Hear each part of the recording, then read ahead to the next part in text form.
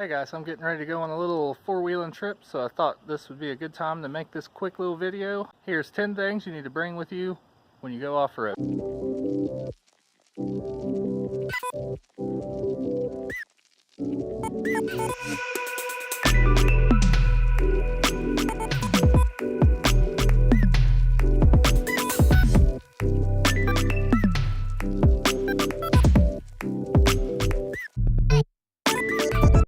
Number 10, some form of radio communications that is not your cell phone.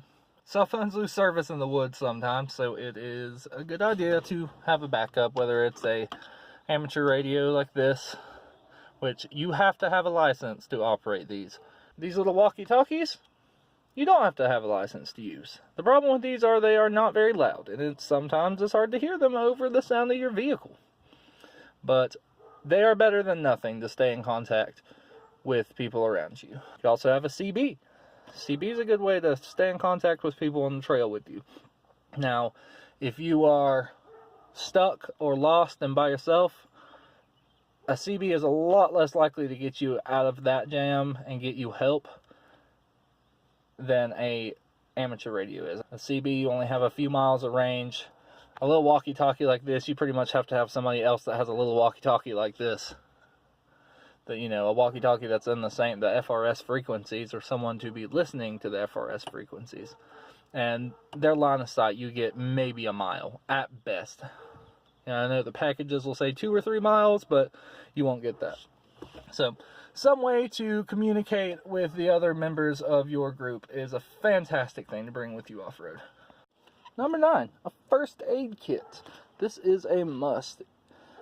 Even if it is just a small little one like this, it is a must-have in off-roading and honestly in day-to-day life. I have 2 of them in this Jeep at all times. Number 62, some basic survival equipment is a must-have. I carry a survival bag that I've put together with me pretty much all the time, not just when off-roading. This is where my first aid kit lives, or one of them lives in this pocket. It's sitting right here. It goes in that pocket. I know where everything is in this bag, and I can get to it pretty quickly. This bag is small and can fit in the passenger floorboard or somewhere nearby. If you're not going to carry a full survival bag, that's fine. I would suggest you at least carry the essentials: a way to start fire, a way to hold water.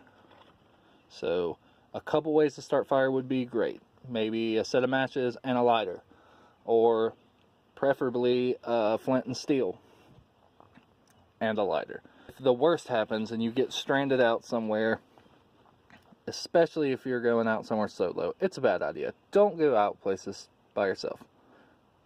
Buddy system is best, but survival bag is a great thing to have with you.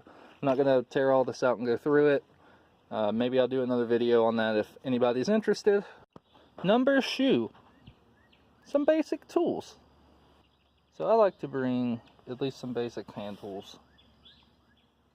Adjustable wrench, some sockets, socket wrench. Pretty much what's in both of these, just some basic mechanics hand tools. Also, a tire plug kit.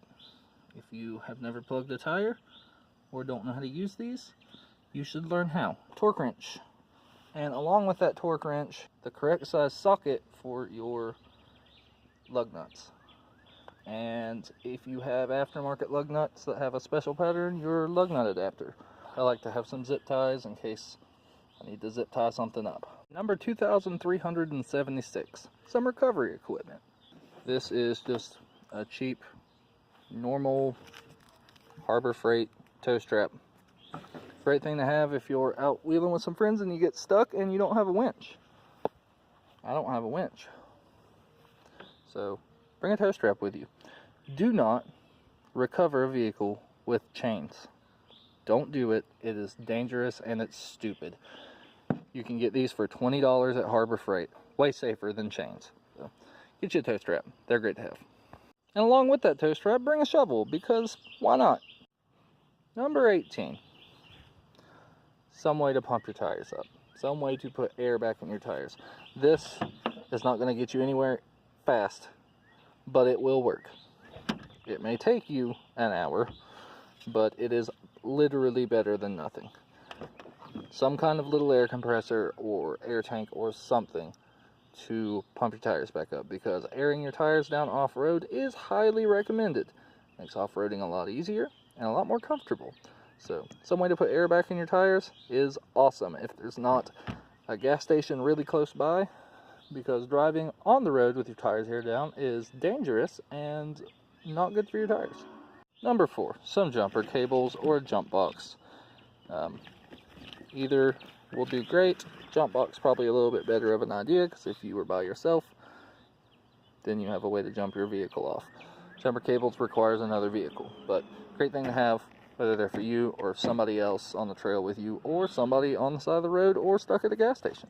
Great thing to have in your vehicle, whether you're off-roading or not. Number, I've lost count. Some sort of jack. This is the jack that comes factory in the Jeep. It's probably not ideal for a lifted vehicle, but a jack is a good thing to have. Bottle jack, high lift jack, floor jack, some kind of jack. Bring a jack with you so you can get your tire and wheel off the ground if they go flat and you need to change it. Number 2, a fire extinguisher. Something bursts, gas lines go, so, I don't know, something. If there's a fire, you're going to want a fire extinguisher.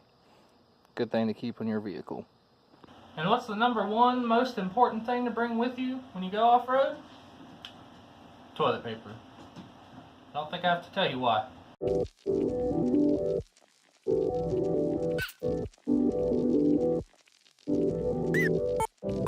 Do you want to go for a ride?